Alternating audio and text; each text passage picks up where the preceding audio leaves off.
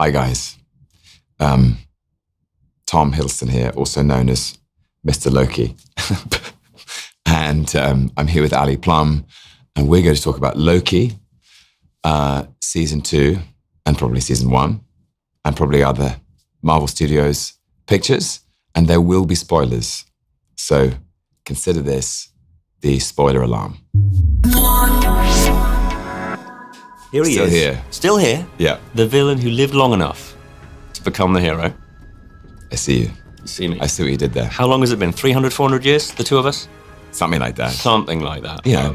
Remember I came down and I stopped off at the wrong floor and then, I knew it. That's right. He gets it. He gets it. Whatever we do, we're playing God.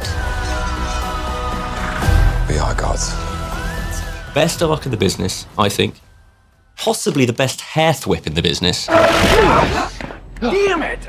Hey, Loki's back. Yes. Bit of a hair situation, sorry. Behind Scarlett Johansson in Sure. The Avengers. If you remember. Yeah, time slipping is very stressful. It is. Yeah. I'm really sad. Well done. Bravo. Congratulations.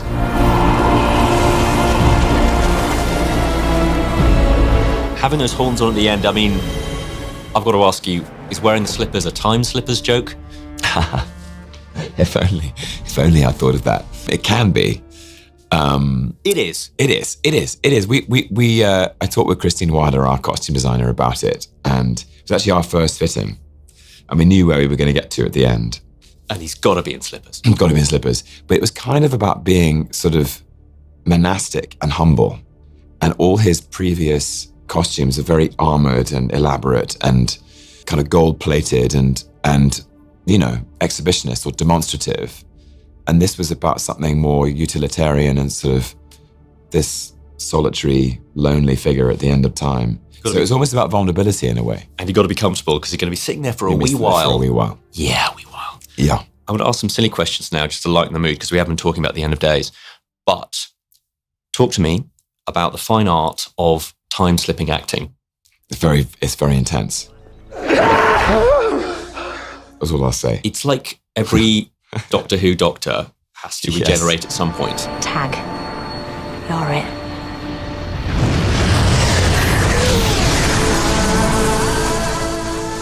And you had to basically do that 15, 20... Well, I'll give you a quick tutorial. That's what's been happening. Wow. Every time I did it, I had to sort of do different jerky movements of putting my body under extreme tension. And I'd do it over and over again. Did you see it? Yeah, I saw it. Yeah. So they'd roll cameras and I'd just keep doing it. And then they'd take frames out and overlay them on top of each other. So you're sort of like a flip book or something. Okay. But it's not moving. It's like, it's me sort of going, or like, in fact, my neck just cricked as I did that. Or spinning in or spinning out or like, but it was, we'd do the scene and then we'd have to do a time slipping take. And I was like, this is really intense. It's like, because you're having to put your body under this enormous stress. And it always, anyway. And then you had to cap it off with a hair thwip. Yes. Well, you don't want to have the hair in your face and all that stuff. So, frankly, everyone loves it. Let's be honest.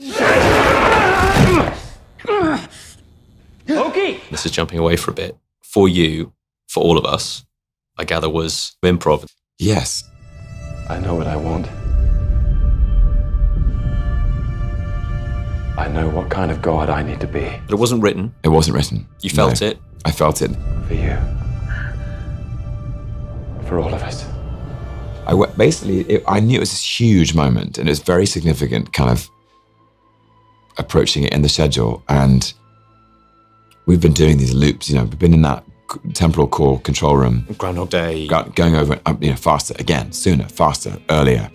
And being the only variable in that company. And then suddenly that set was amazing. It was on 2 or 3 stories and you could really go down stairs into the airlock and out onto the gangway, which is really there. I mean, it was all real built material. Love all that 50s sci-fi Fallout style Yeah. bode screen stuff. Yeah.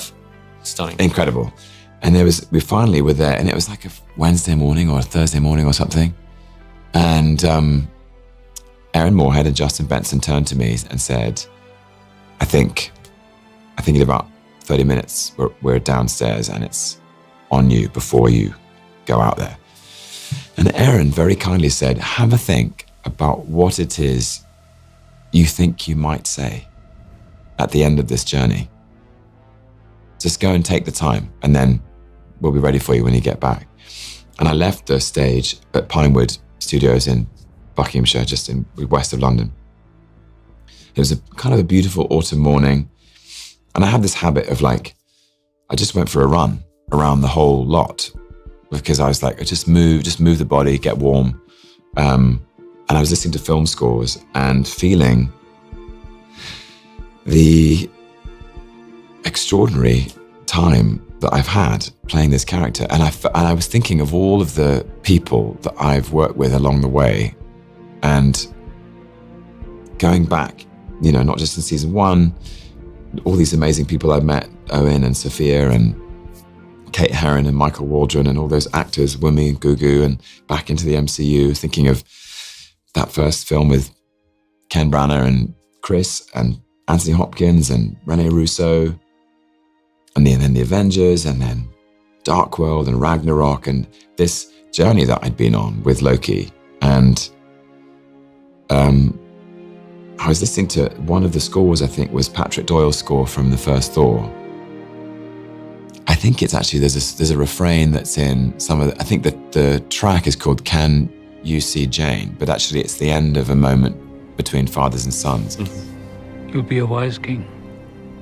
It's a score of a moment between Anthony Hopkins and Chris Hemsworth. There will never be a wiser king than you, or a better father. I was thinking of them, and I thought, at the end of that film, wow, this character, this heartbroken son and suffering brother is now here. And I remember saying, I could have done it, Father. I could have done it for you, for all of us. I could have done it, Father! I could have done it! For you! For all of us! Maybe I should say that. And I kind of felt this wave of emotion and ran back into to the stage and found Aaron and Justin and Kevin Wright. And I said, guys, I think I've got it. And they said, okay. And they shut their eyes. And I said, here's what you should say. I know what I want. I know what kind of God I need to be for you, for all of us. And they opened their eyes and they went, yes. And then we did it. And I felt I didn't tell Owen and Sophia that I was going to say it. And they were there on the other side of the camera. No! And we didn't do it that many times. I think I just said it, and I felt the wave of feeling of all this time that I've spent, which is it's become like part of my purpose in a way, playing this part. And it was really touching, and they were amazing as a sort of pair of souls to look at that point. It's so special. How long did you cry, and how much did you cry over the course of season 2? How many tears escaped you? I would say the most tears were shed, funnily enough, on that big chair at the end. It was really interesting. There was a take where I couldn't help it. It all just sort of came tumbling out. And the next take was actually much more interesting, because I sort of had the experience of having felt it. Yeah. And then it was just all there I don't know, it's a hard thing to describe.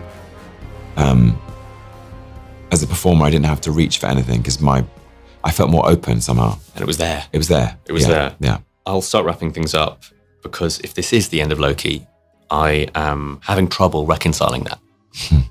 I don't believe that this is. I'm sure we'll see you again. I want to live in a world where somehow Mobius and Loki cameo in Doctor Who. That's the world I want to live in. Well, anything's possible, right? It would be a perfect... What the... It's about who. They did it! And in further things, it always feels like there's another possibility. But if this is the end, and we are finally having our exit interview, I want to ask you a couple of sort of exit interview questions. Okay. Did the role meet your expectations? More than 1,000 times over. What did you like about your work? Everything. I loved the chance to play this mythic figure of ancient weight and depth and throw my soul at it. I'm really grateful for that. Did you get along with your peers? I did. I mean, I did. I'm not sure Loki did. But yeah, absolutely. Made some of my best friends along the way. Is there anything we could have done to prevent you from leaving? I mean, you know, have a word with the Mad Titan. I've got him on speed dial. Yeah, to say, hey, look, all those plans you've got, you know. We quite like this guy. Yeah.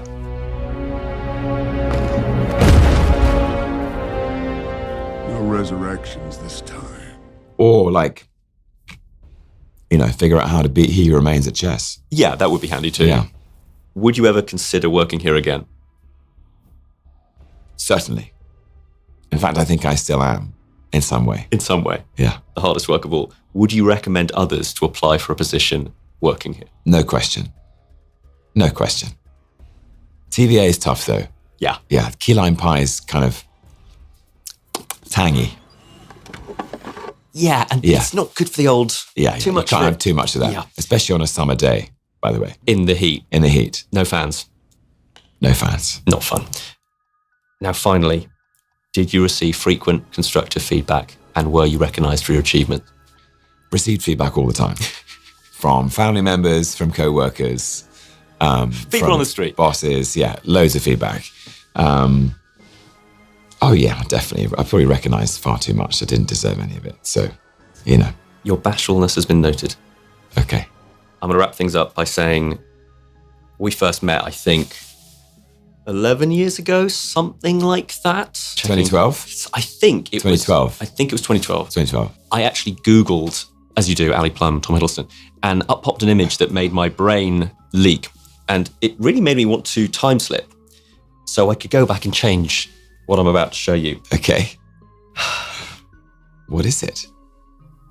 If you can spot me immediately, I'll be impressed.